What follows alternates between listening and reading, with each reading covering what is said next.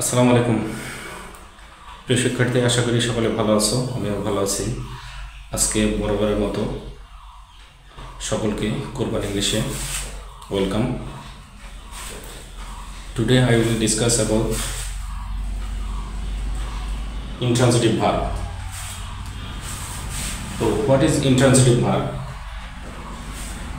আমরা জানি যে ভার্বের অবজেক্ট থাকে না সাধারণত সাবজেক্টের উপর ডিপেন্ড করে অর্থ পরিপূর্ণ করার জন্য, সেই ভার্বগুলোকে আমরা ইন্ট্রানজিটিভ ভার্ব বলে থাকি। যেমন হি গোজ টু স্কুল, এখানে গোজ হচ্ছে ইন্ট্রানজিটিভ ভার্ব। আই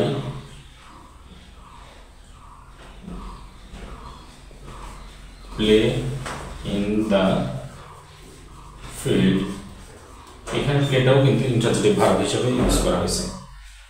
সাধারণত যে ভার্বের অবজেক্ট থাকে না সেই ভার্বকে আমরা ইন্ট্রানজিটিভ ভার্ব বলে থাকি। এই ইন্ট্রানজিটিভ ভার্বকে সাধারণত তিনটা ভাগে ভাগ করা হয়, যেমন কোপোলেটিভ ভার্ব, পজিটিভ ভার্ব আর কগনেট ভার্ব। তো এই ভার্বগুলো কখন কোপোলেটিভ হবে, কখন কগনেট হবে এবং কখন পজিটিভ ভার্ব হয় সেই বিষয়ে আমি বিস্তারিত বলবো। যে কোপোলেটিভ ভার্ব, যে ভার্বগুলোর অর্থ পরিপূর্ণ করার জন্য অতিরিক্ত একটা ওয়ার্ডের প্রয়োজন হয়, এই অতিরিক্ত ওয়ার্ডের সাহায্য নিয়ে যে ভার্বগুলো অর্থ পরিপূর্ণ করে সেই ভার্বগুলোকে কোপোলেটিভ ভার্ব বলা হয়। যেমন হি sings, seems to be honest, এই সিন্স হচ্ছে কোপোলেটিভ ভার্ব। যেমন he is smart বা হ্যান্ডসাম, এটা হচ্ছে কোপোলেটিভ ভার্ব। she looks nice, এই লুকসটা হচ্ছে কোপোলেটিভ ভার্ব। যেমন sings, looks, become, appear, test, পাশাপাশি এই টু বি ভার্বগুলোকে আমরা কোপোলেটিভ ভার্ব হিসেবে ব্যবহার করতে পারি। সো তোমরা বুঝতে পারলে যে কোনগুলো কোপোলেটিভ ভার্ব এবং পজিটিভ ভার্ব। যে সেন্টেন্সের ভার্বগুলো সাবজেক্ট নিজে কাজ না করে অন্য কারোর মাধ্যমে যে কাজটা করিয়ে নেওয়া হয় সেগুলোকে পজিটিভ ভার্ব বলা হয়। সাবজেক্ট নিজে না করে অন্য কারোর মাধ্যমে যদি কোনো কাজটা সম্পূর্ণ করিয়ে নেওয়া হয় তাহলে সেই ভার্বগুলোকে বলা হয় পজিটিভ ভার্ব। যেমন হি ফিডস দ্য ডগ, সে কুকুরকে খাওয়ায়, এই ফিড হচ্ছে পজিটিভ ভার্ব। আই inform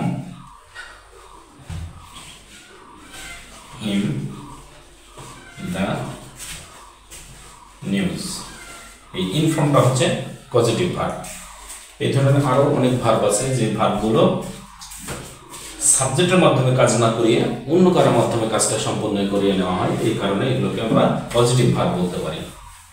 এবং সর্বশেষ কগনেট ভার্ব। কগনেট ভার্বটা কি? যে ভার্বগুলো সাবজেক্ট তার সমজাতীয় ওয়ার্ডকে নাউন অবজেক্ট হিসেবে গ্রহণ করে। যে সেন্টেন্সের ভার্বগুলোর সাবজেক্টগুলো যেগুলো থাকবে সেই সাবজেক্টগুলো যদি তার সমজাতীয় ভার্বগুলোর সমজাতীয় কোনো ওয়ার্ডকে যদি অবজেক্ট হিসেবে গ্রহণ করে তখন আমরা সেগুলোকে বলবো হচ্ছে কগনেট ভার্ব। যেমন he runs a race, he runs a race সমজাতীয় ওয়ার্ড। যেমন he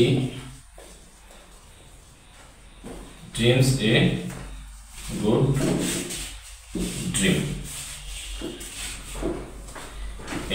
এটা হচ্ছে কগনেট ভার্ব। এটা কগনেট ভার্ব কারণটা হচ্ছে কি যে রেস আর রান দুটো সমজাতীয় ওয়ার্ড, ড্রিম, গুড ড্রিম আর ড্রিম হচ্ছে সমজাতীয় ওয়ার্ড। তাইলে যে ভার্বগুলো তার সমজাতীয় ওয়ার্ডকে নাউন হিসেবে অবজেক্ট হিসেবে গ্রহণ করে সেই ভার্বগুলো। ধন্যবাদ সবাইকে।